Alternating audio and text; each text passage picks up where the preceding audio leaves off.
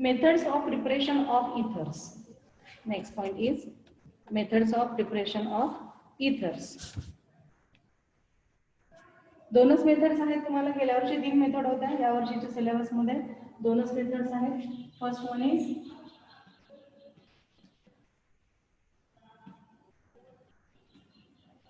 from alcohols.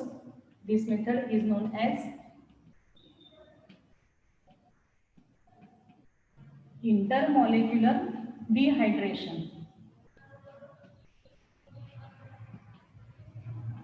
This method is known as intermolecular dehydration. That means dehydration. Dehydration म्हणजे काय? तर removal of water molecule. De या शब्दाचा अर्थ होतो रिमूव्हल. हायड्रेशन म्हणजे water molecule. Removal of water molecule कुणापासून? तर इंटरमॉलिक्युलर दोन वेगवेगळ्या मॉलिक्यूल मधून एक वॉटर मॉलिक्यूल जेव्हा रिमूव्ह होतो, एलिमिनेट होतो, तेव्हा that reaction is known as intermolecular dehydration. It is from alcohol. And another method, it is from alkyl halides. ही अल्काइल हॅलाइडची जी मेथड आहे, it is known as Williamson synthesis.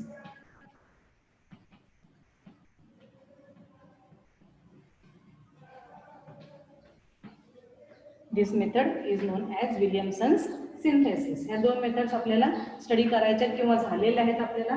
त्या फक्त मी थोडंसं फास्ट रिवाइज करते. अल्कोहोल्स पासून आपल्याला जे मेथड आपण स्टडी करणार आहोत, it is also used for the commercial preparation of ethers. इथं काय होतं अल्कोहोल्स फ्रॉम अल्कोहोल्स या मेथडमध्ये? इंटरमॉलिक्युलर डिहायड्रेशन मध्ये दोन स्टेप मध्ये रिएक्शन होते.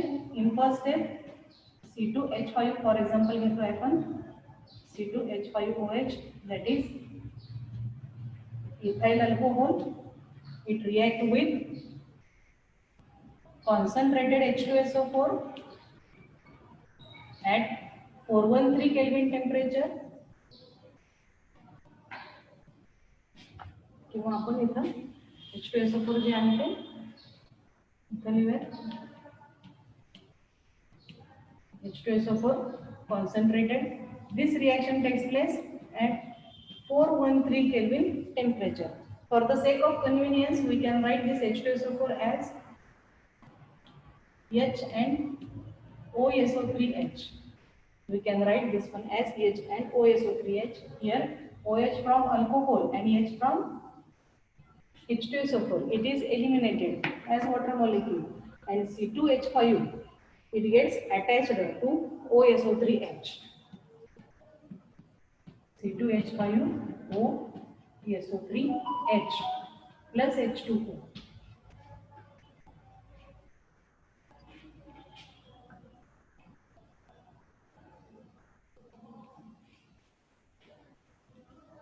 The name of this compound is ethyl hydrogen sulfate. Now कसं तयार होतं बघा. Ethyl hydrogen sulfate. It is an intermediate.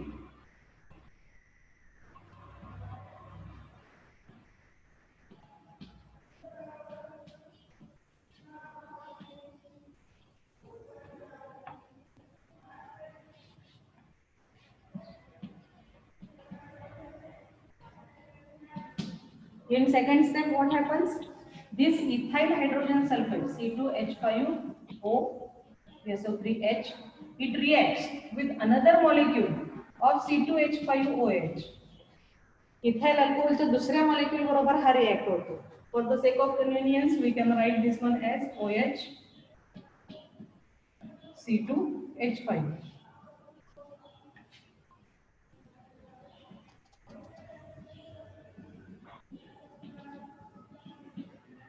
SO3H and OH, they get combined.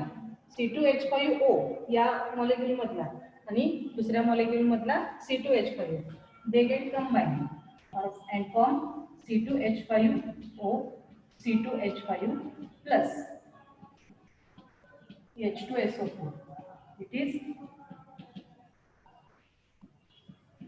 ethyl ether. आता हे दोन्ही रिएक्शन जर बघितल्या तर H2SO4 which is used in first step, it is regenerated in second step. H2SO4 used in first step is regenerated in second step. And again, in this reaction, water is eliminated. Dehydration. Water is eliminated by the combination of OH from ethyl alcohol molecule and hydrogen from H2SO4 molecule. दोन मॉलिक्यूलच्या मधून त्यांच्यातून हा hydrogen molecule water molecule eliminate होतो. Therefore it is intermolecular dehydration नावामध्ये reaction आहे. Plus इथं आणखी काय असणार आहे तर H2SO4 molecule which is used in first step, it is regenerated in second step. Therefore, very small amount of H2SO4 can be convert large amount of ethyl alcohol into diethyl ether and the process becomes continuous. इथं तयार झालेला जो H2SO4 आहे हा पुन्हा ethyl alcohol बरोबर react होईल, पुन्हा इथाइल हायड्रोजन सल्फेट तयार होईल, पुन्हा ethyl hydrogen sulphate ethyl alcohol बरोबर रिएक्ट होईल आणि पुन्हा एकदा आपल्याला डायइथाइल इथरचा नवीन मॉलिक्यूल मिळेल आणि H2SO4 again it is regenerated. Again it react with ethyl alcohol. म्हणजे ही जी प्रोसेस आहे this process becomes continuous. Hence it is also known as continuous etherification process.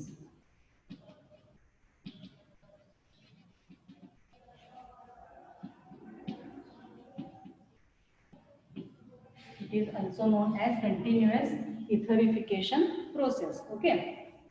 तर हे ही जी टेस्ट आहे किंवा रिएक्शन आहे याचे तुम्ही मला वाटतं मी मागच्या वेळेस स्क्रीनशॉट वगैरे तुम्हाला सांगितले होते घ्यायला, घेतले असतील तुम्ही सगळ्यांनी. तरी पण आज आता हे लेक्चर जे आहे ते रेकॉर्डिंग करते मी. रेकॉर्डिंग झाल्यानंतर ते ग्रुपला मी सेंड करेन. त्याच्यामध्ये तुम्हाला पुन्हा एकदा लेक्चर परत एकदा पाहता पण येईल पूर्ण सगळं. आणि हे जे नोट्स टाईप बोर्डवरती जे लिहिलेलं आहे ते पुन्हा एकदा तुम्हाला नोटबुकमध्ये रिराईट करता येईल. ठीक आहे ना. It is the example. Here we should take ethyl alcohol in excess quantity. We should take ethyl alcohol in excess quantity. Now the limitations of this method. Next याच्यावरती घेतली मी दुसरी. याचे लिमिटेशन्स जे आहेत ते तुम्हाला परीक्षेला विचारले जात नाही, बोर्ड एक्झामला वगैरे विचारले जात नाही.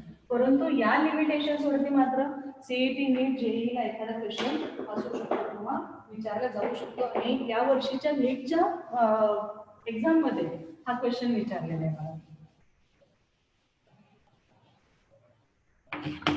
पहिलं लिमिटेशन आहे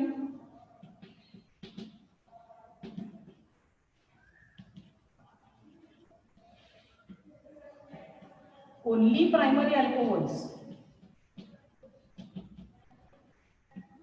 कॅन बी यूज्ड efficiently.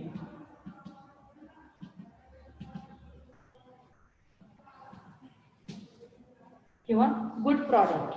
जर आपल्याला प्रॉडक्ट चांगला पाहिजे असेल, मिळणारा जो इथर आहे तर तो जर चांगला पाहिजे असेल, आपल्याला गुड यील्ड मध्ये पाहिजे असेल तर आपल्याला प्रायमरी अल्कोहोलच वापरावं लागतं. दुसरा जो आहे at higher temperature. At higher temperature that is about 453 kelvin. जर टेम्परेचर वाढलं आणि ते 453 डिग्रीच्या आसपास केलं तर एलिमिनेशन रिएक्शन टेक्स प्लेस.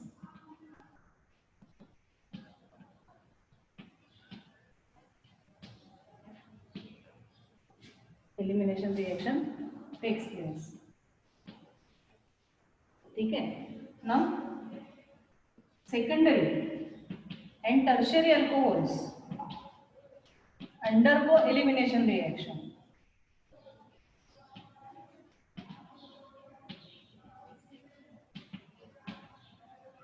म्हणजे आपण इथं प्रायमरी अल्कोहोल्सच फक्त जास्त चांगल्या पद्धतीने यूज करू शकतो.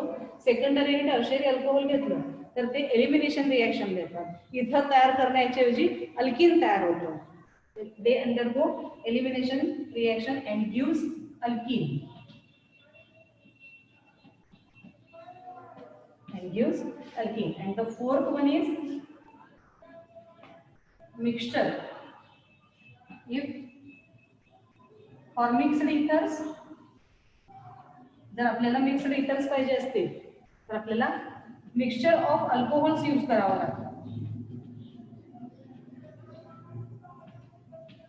For preparation of mixed ethers, mixture of alcohols is to be used, and we get here mixture of ethers. We get mixture of ethers here, and it is difficult to separate.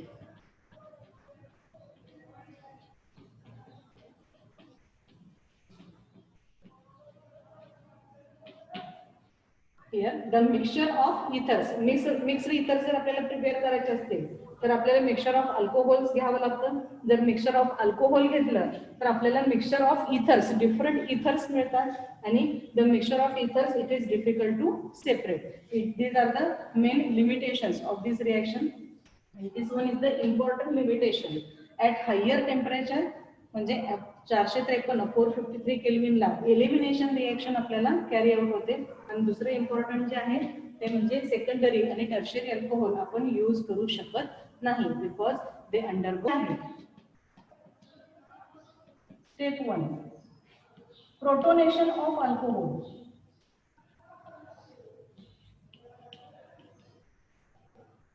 Alcohol मॉलिक्युलचं जे आहे त्याबद्दल protonation होतं. For example here दिसतंय right here C2H5OH. हा oxygen जो आहे त्याला there are 2 lone pairs of electron on oxygen plus H plus. Oxygen काय करेल, it forms bond with hydrogen. ही लोन पेअर हायड्रोजनला देतो आणि हायड्रोजन बरोबर बॉन्ड तयार करतो. लोन पेअर डोनेट केल्यामुळे या ऑक्सिजन वरती पॉझिटिव्ह चार्ज येतो आणि हा ऑक्सिजन आणि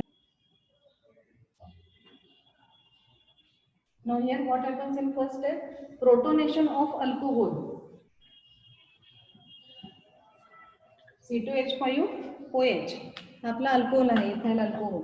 त्याच्यातला हा जो ऑक्सिजन आहे it has 2 lone pairs of electron. These lone pairs of electron it is donated to hydrogen H plus proton. आणि इथं ऑक्सिजन आणि हायड्रोजन मध्ये बॉन्ड तयार होतो. लोन पेअर दिल्यामुळे ऑक्सिजन वरती पॉझिटिव्ह चार्ज येतो. It is protonated alcohol.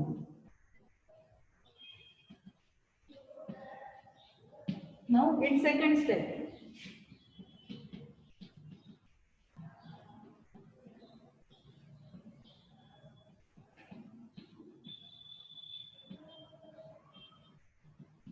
attack of ethyl alcohol on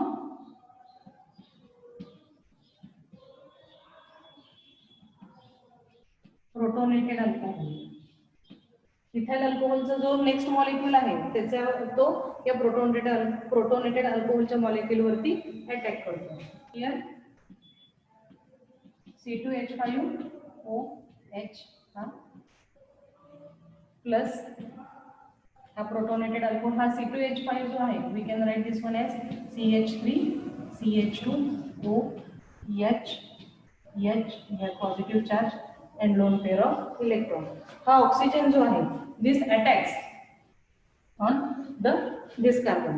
ज्या कार्बनला OH हा ऑक्सिजन अटॅच आहे त्या कार्बन वरती हा इकडच्या या पहिल्या दुसऱ्या मॉलिक्यूल मधला ऑक्सिजन या कार्बन वरती अटॅक करतो.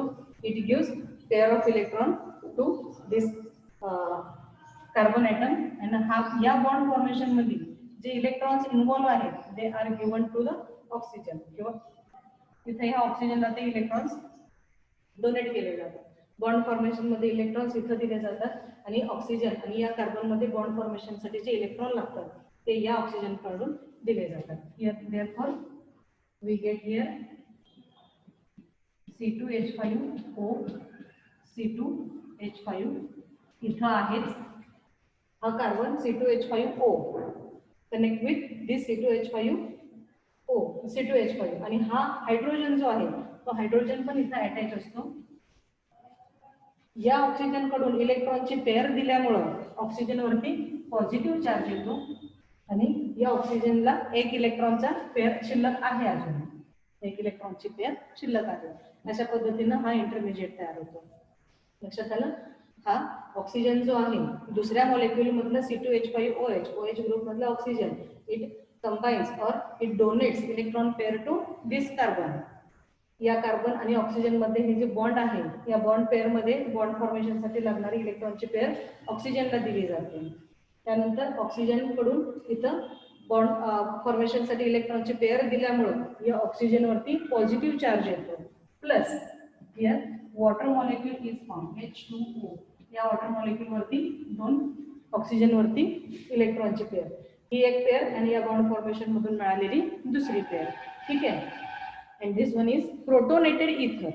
हा जो आहे इंटरमिजिएट, हा काय तर प्रोटॉन, इथं हायड्रोजन अटॅच आहे, प्रोटोनेटेड इथर. And the third step here it is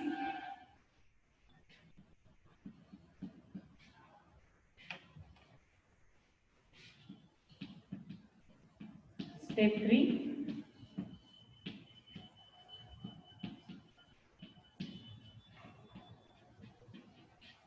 deprotonation of ether.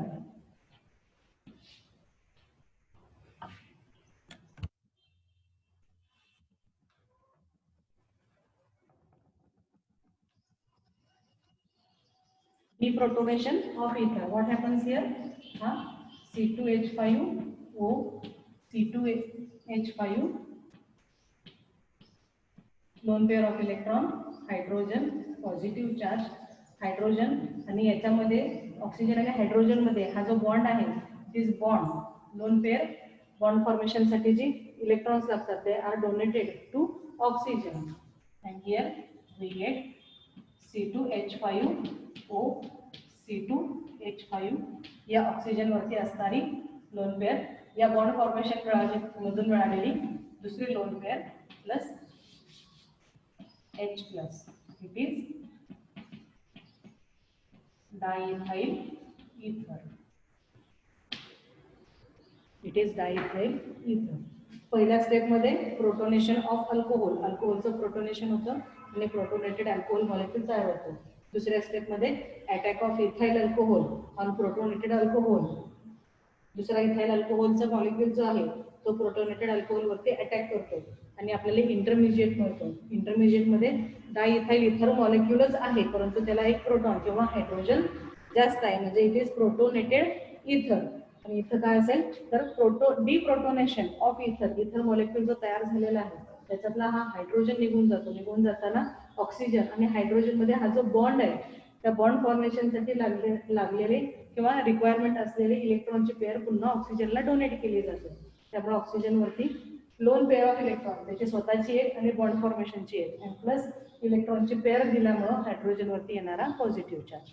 It is diethyl इथर. ओके. ही महत्वाची रिएक्शन मेकॅनिझम आहे. याच्यावरती बऱ्याच वेळेला परीक्षेमध्ये प्रश्न विचारलेले, बोर्ड एक्झामला 2 मार्कांसाठी हा प्रश्न विचारलेला आहे बऱ्याच वेळेला. Write the reaction mechanism of formation of diethyl ether, अशा प्रकारचा क्वेश्चन परीक्षेला विचारलेला आहे. या रिएक्शन मेकॅनिझमच्या अगोदर तुम्ही नोटबुक मध्ये लिहिताना क्वेश्चन लिहा.